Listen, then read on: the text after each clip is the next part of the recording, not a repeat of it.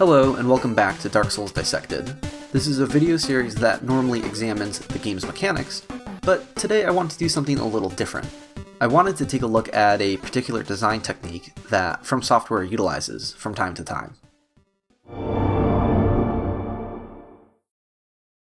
A lot has been said about the various design philosophies of game director and now president of From Software, Hidetaka Miyazaki. The lore is often recognized for being a lot deeper than the games will initially let on, where the player base is essentially given breadcrumbs that help reveal a more detailed backstory.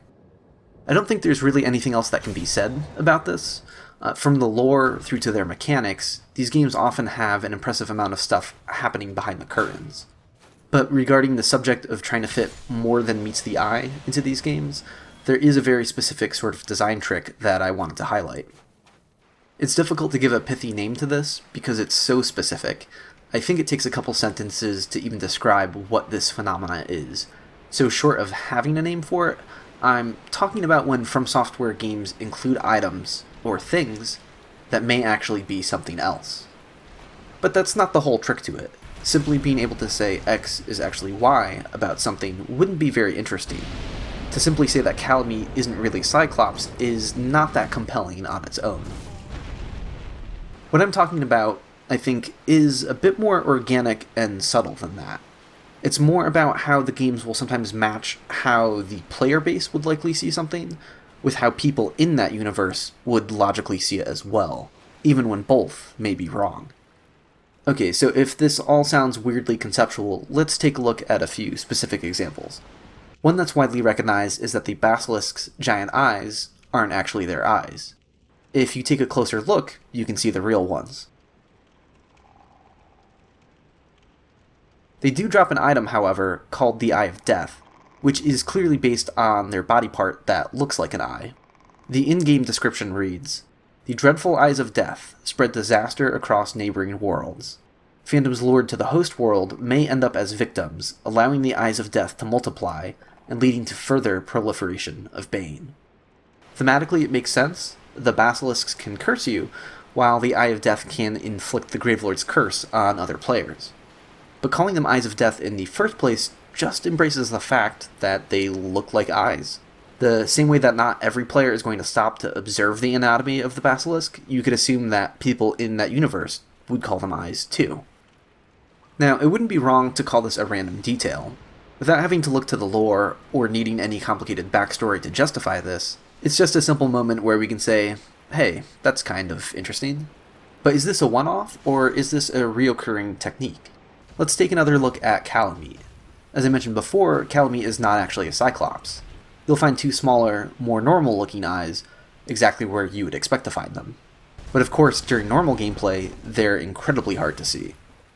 But it's not just the community who sees it this way. The description for Kalmia's tail weapon says the following.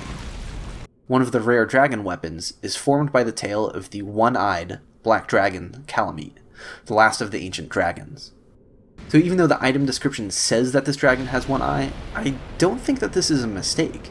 I think we're just seeing the same design principle. Just as the people in the universe of Dark Souls aren't going to get to take a close look at Kalmia, it's understandable that they would call it a one-eyed dragon. It doesn't have to be true, it's just a realistic outcome. Now, I'm not saying the third eye isn't actually an eye. Of course there's room for interpretation. Whether Kalmia is like a Triclops with a third telekinetic eye situation going on, beautiful, or it really is just another organ that isn't an eye at all, that doesn't really matter. All that matters is that there's some dissonance between what the game explicitly tells you and what you see when you take a closer look. Here's another example from Demon Souls. The Archstones. Are they even actually stones? At first glance, they look like it. You have the basic imagery of a sword and a stone for your warp points in the game, so following the same design logic, the obvious thing to do is just call it a stone. It can be hard to see at first because sometimes they're rotated or partially buried, but you can get a pretty clear look at a few of them, and it becomes apparent that it's some weird animal head. You can see what looks like a trunk and some tusks, like as if it's a tapir mixed with a babirusa. This detail is also reflected in the icons for the eye stone items, as well as the stone of ephemeral eyes.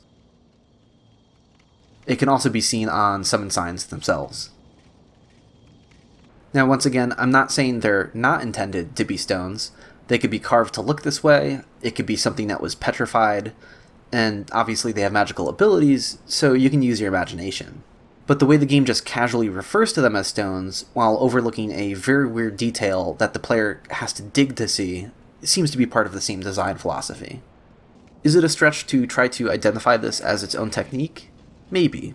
Like I said earlier, if it happens once on its own, it's just a random detail. Twice could be a coincidence. But 3 times and probably more, and yeah, I think it's fair to see this as a pattern. It does seem to be used sparingly, which is for the better, of course. Overusing any one trick could make it stale, and it's better when it happens organically. I don't think players should be tempted to scrutinize every little thing they run into. For one, the narrator should be reliable to some extent, and secondly, it would lose some magic if this was a pattern that was easy to identify. Now, just as a quick aside, I think it's funny to note how all 3 examples I provided involved eyes in some way. Whether we're talking about actual eyes being involved, or a related item simply being called an eye stone. Now this, in particular, I have no idea if it's just a coincidence, or if there's some kind of fascination at From Software with the idea of eyes having another purpose. So what do you think? Are there other examples of this that you can think of? Or, if you wanted to take inspiration from this concept, what would that even look like? Thanks again for watching.